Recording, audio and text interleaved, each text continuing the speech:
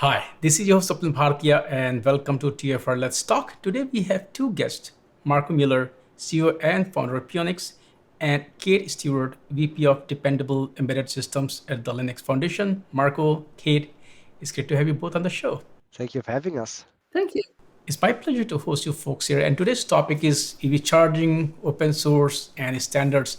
Of course, Marco, you and I have talked a lot about this topic in past, but Kate, I don't think you and I have talked about EVs at all. So I would love to hear from your perspective, from the perspective of the projects that you lead at the Linux Foundation.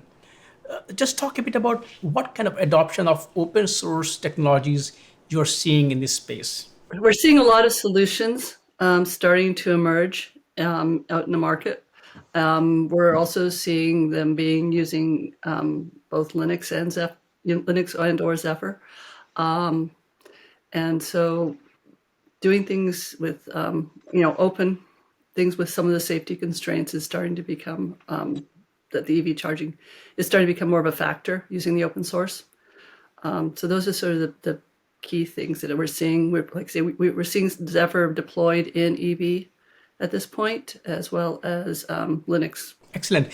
And Marco, now can you talk about what kind of trends you are seeing in the EV charging space? Typically, what we see is that the more smart charging devices have one processor running Linux and one small coprocessor running Zephyr for the safety critical and time critical things, or something like that. And yeah, we see that the market is really still exploding a number of players here. There's more and more adoption for open source. So this first wave was all proprietary solution. Now open source really starts to kick in. Many of the projects are still in stealth mode, but we see so many of them. And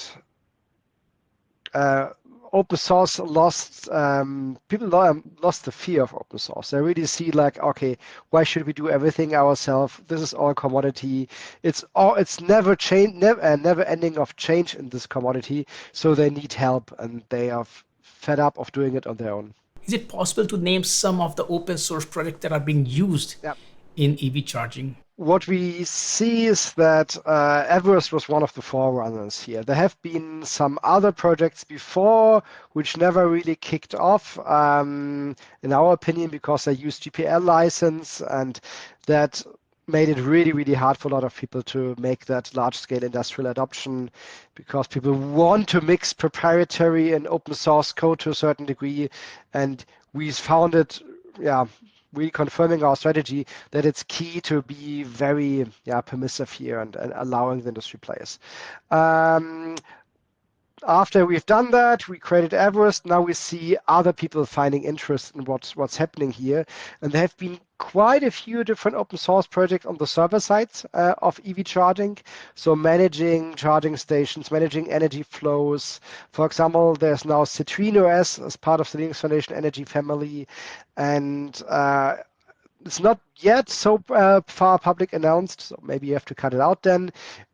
We now starting a special interest group within Linux Foundation Energy where we consolidate all EV charging projects together. And we're really looking forward to adding new projects to this pool.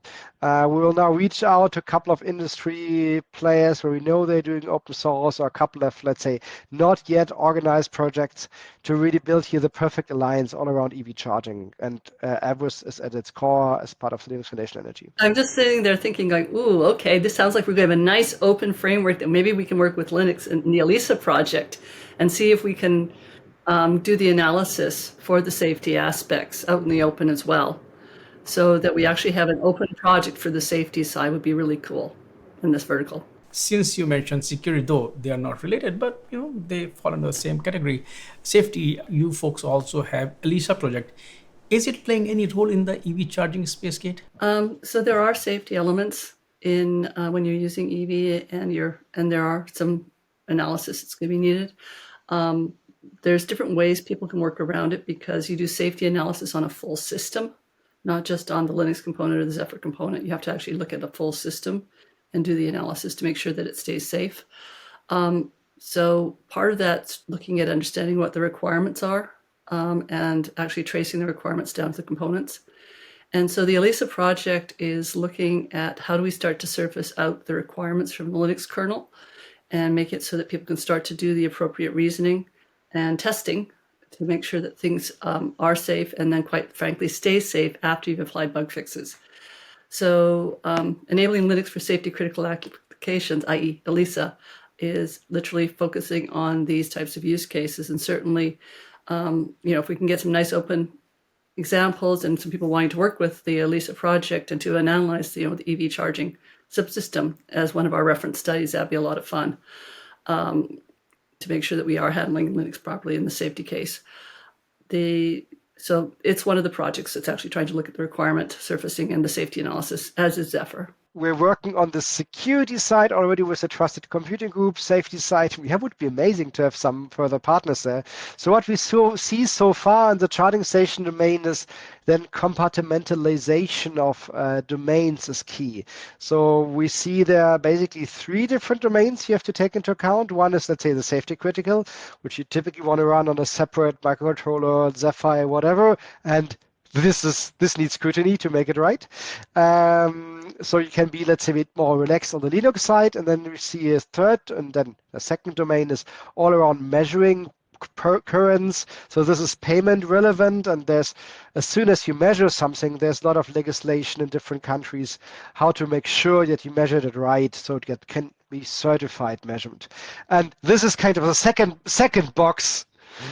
Yeah, and then the third box is all around, let's say, cybersecurity and uptime and compatibility. So we kind of, in a way, try to do one tiny box safety, one tiny box measurement. The third box is all around being agile and responding to cybersecurity threats and compatibility issues as fast as we can without having to redo safety certification or without redo metering certification.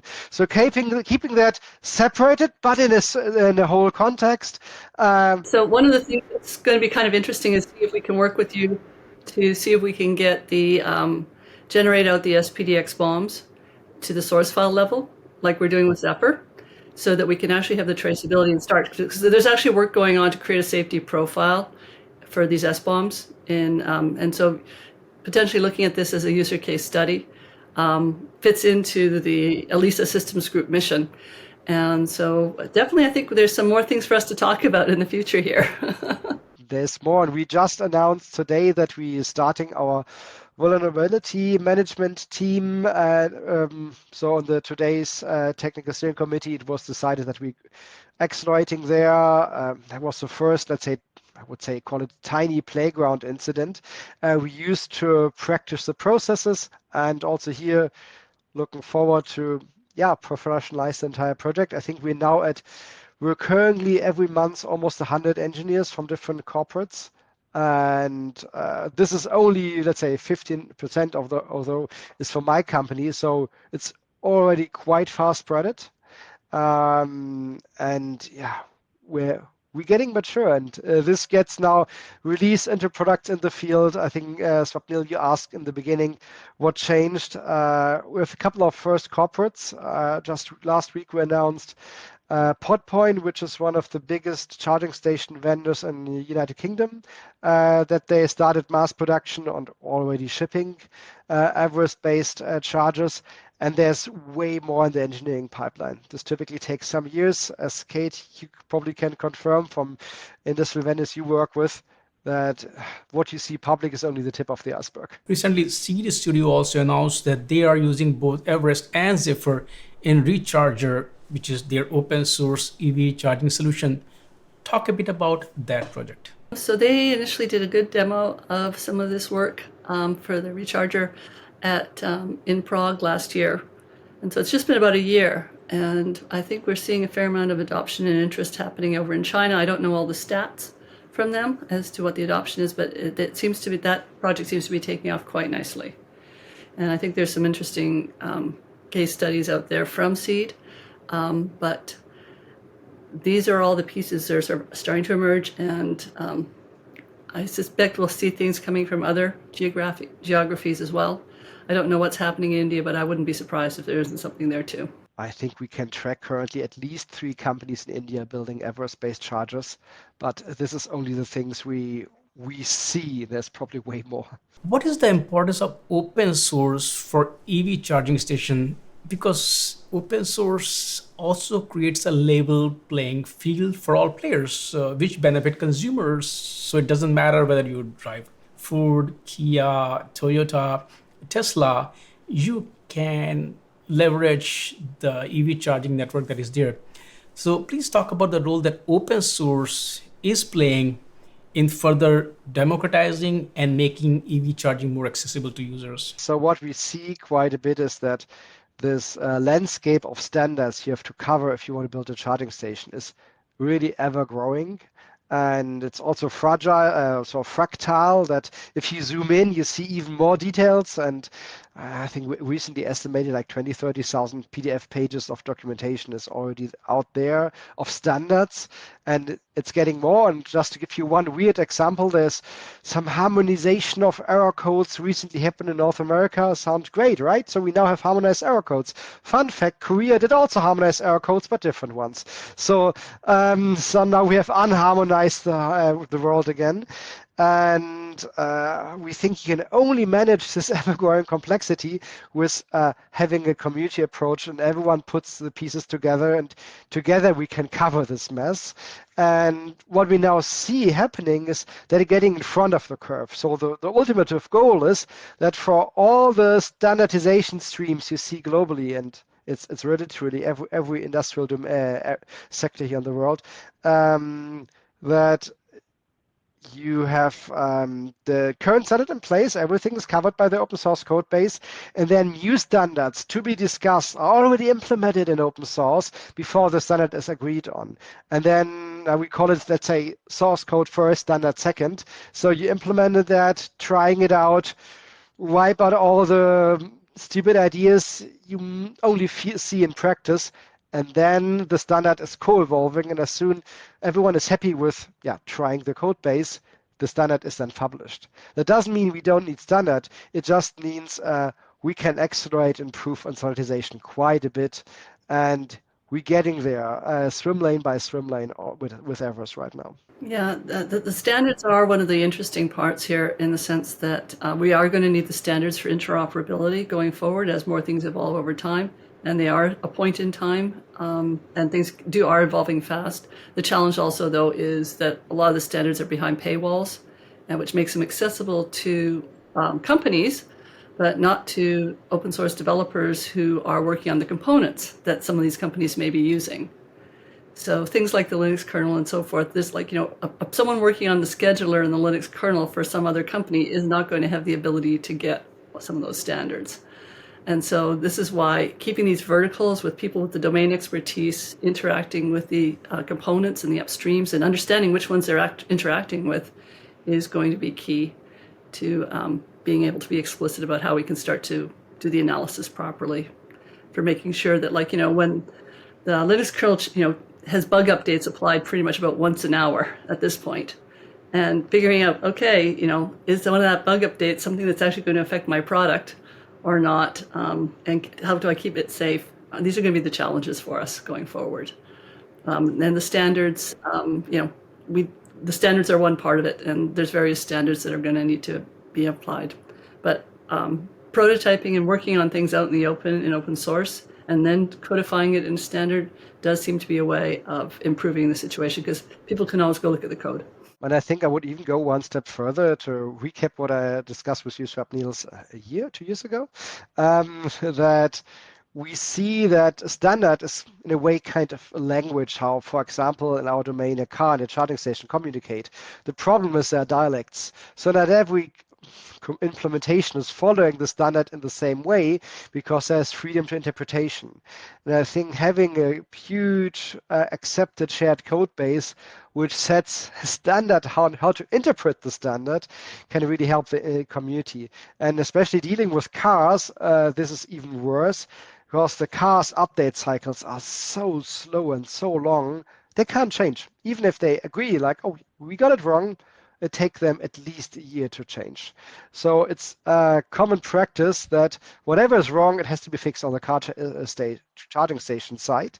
That means you have to then talk all the dialects out there. So you have to break sometimes standards in order to, for example, charge a Tesla or charge a Daimler or charge a Volkswagen or a General Motors car, because everyone has a slightly different interpretation, and you have to be the bubblefish speaking all that dialects as the charging stations.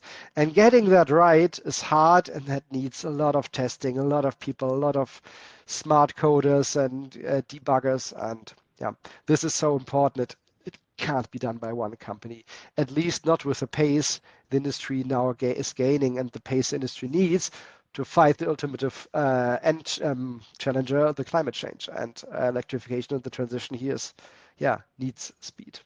How far are we from reaching that stage where just like our appliances or electronics, it doesn't matter whether LG or Samsung, I don't want to name any companies, all you have to do is plug in the cable in the electric outlet and it will power the device. So how far are we from that reality when it comes to EV charging market? What the industry community is doing in charging, they do so-called festivals or plugfest. So you can imagine that as kind of a speed dating for tech. So you have 20 chargers, 20 cars, they're meeting, and everyone gets an hour together to try out if it works.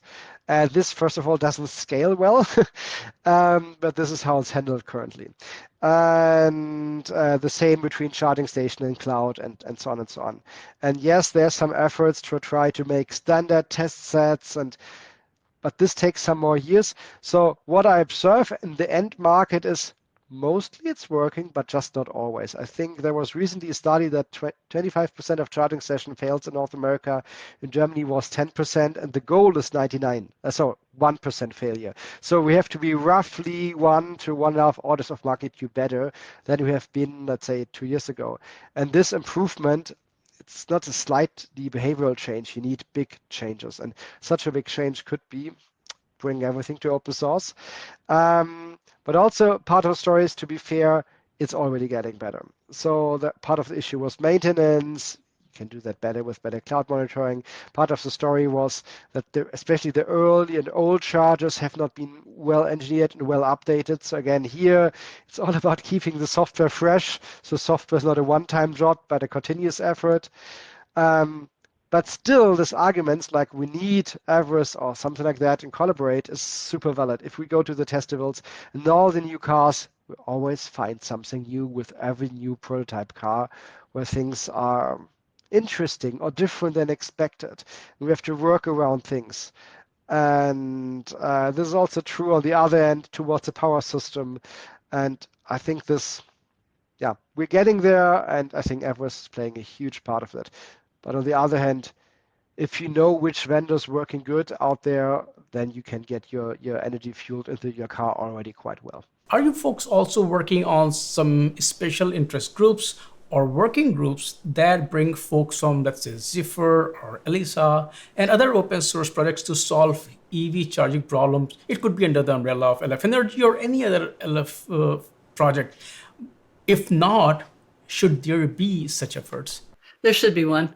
I think there's enough I think the systems working group in ELISA and working with a reference implementation of the EV charger and basically putting a full system together, showing all the components as a stack, and then actually doing best practices out in the open to show people how to do it for security as well as for the safety side, I think is something that's quite achievable.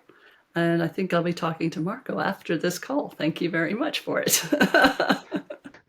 For sure, we'll talk about that, and I'm super excited to widen this this pool of people working together. And maybe it's worth mentioning that in a way we have the US government playing such a role. I'm not sure if you're aware, the Joint Office of Energy and Transportation I think announced half a year ago that they're working with Everest and using it as reference implementation for helping the North American vendors getting towards better products. And they're doing this interop testing. They're building demos end to end. They're adding missing modules where they see a huge demand from North American vendors. Yeah, so and I think there's quite a few different initiatives, or also from different research labs all over the world, trying to play exactly this role. And I think Kate's, you and mine, and all the others, let's say maintainers of projects' role is to orchestrate all of these efforts, make sure we're finding gaps and find someone to do that. And if I may ask, what are your immediate priorities? What are the next set of problems that you folks are working on? Some of the priorities that we're working on are adoption of SPDX to generate the SBOM so we can do proper system analysis. And then, quite frankly, be able to do the safety analysis using open source components, because traditionally open source components have not surfaced their requirements, and the analysis and testing traceability needs these pieces. So focusing on that transparency that we're going to need, which also, quite frankly, helps security. And if you do it properly, you don't even have the false positives from the security side. So trying to get that is one of my top focus points, because we'll learn more from it. And then putting systems together of reference systems in the open to show people how to do the system analysis properly. And that's, working with the ELISA. So these are some of the top things. So I'm actively looking for good examples and communities to work with, so that we can do that. We're doing it for aerospace. And then we're also sort of doing one for automotive. So there's automotive work going on already, but no, there's not been any EV charging initiatives. And I think it touches a different set of standards slightly than 26262. So I think that could be quite an interesting, discussion. To be honest, it's anyway. I think there's some these Pionix internal initiatives already going on creating this SBOMs, and it would be amazing to get this rolling together. So I think perfect timing. Though EVs have become extremely popular, many traditional companies are re-evaluating their EV strategies due to kind of decline in demand for EVs. And one of the major reasons for this decline is that people get worried about the time it takes to charge a car. They have to plan their trips around charging station versus just go where you want. You can just fill up the gas in 5 minutes. Plus, a lot of times they don't find a charger when they need one. And if they do find one, it may not be working. So there's a lot of frustration, there's a lot of fatigue, where people are kind of either going back to internal combustion engines, or they are kind of prioritizing hybrids. So do you see that? I mean, this may be far-fetched, but can Everest or other open source project help in solving this problem in any way possible? Is there any role for open source here? I think you just mentioned the points. Compatibility and reliability is super crucial. This was basically the core DNA when we founded Everest to fix that, and along other things like innovation speed in this domain. So yes, we are we're pretty clear mission here. But also would like to counter your narrative a bit, like, EV adoption is slowing down. I think globally it's really crazy. And what we see now is a lot of adoption in emerging markets. I think this is not on the broad radar yet. I think Brazil had 1,100% growth on EVs like in the last 12 months. This is crazy. So now they're kind of half the adoption rate on new sales than Germany. So give them another year and they're ahead of us. We also see the first countries in Africa where this is happening. So I think people in the global West are underestimating this transition still. And we can also talk about China, and that's even more crazy, with I think almost 50% now with new car sales for the biggest car market in the world. And this also has quite some effects on the costs. Battery prices, I think, halved in the last 6 months. There was always this magic numbers like, as soon as batteries are cheaper than $100 per kilowatt hour, EVs will be competitive with internal combustion engines. So last year we have been at 110, now we're at 50. So we scattered that wall in the last months. This will take some, I don't know, I would guess a year or so until it reached, let's say, consumer level products where you can actually see the price decline. Now there's unfortunately quite some trade barriers in Europe, North America popping up. For cars, I think still this massive price drop in components will affect, and my guess in 1 or 2 years, we see down to the low-cost car entry segment, everything with EVs, everything will have at least 400 kilometers, whatever that is in miles, maybe 250 range, and you will see charging station all over. The new charging station are way more reliable. So this will gain way more speed again. Also, at least in Europe, we see in many markets like Germany that we now done with the early adopters, and now we have to go to the early majority. And they are more conservative. They want to see it's working. In other countries in Norway, we're already way beyond that. So we now scheduling all of these transition phases. And I think bring down cost and increasing reliability is just helping along the way. And I think in 10 years or maybe in 5 years already, you see quite some cost increase on ICE cars, because if they produce less, if they're getting less attractive, you will see less innovation, you will see less volume, prices will go up, uh, they will fade out. I'm pretty sure it will happen. Exact years, let's see. But it's interesting time we're living in. Marco, Kate, thank you so much for joining me today and, of course, talk about this exciting topic. Thanks for great insights, and I look forward to chatting with you folks again. Thank you. We'll talk soon for sure. Oh, yeah. Thank you.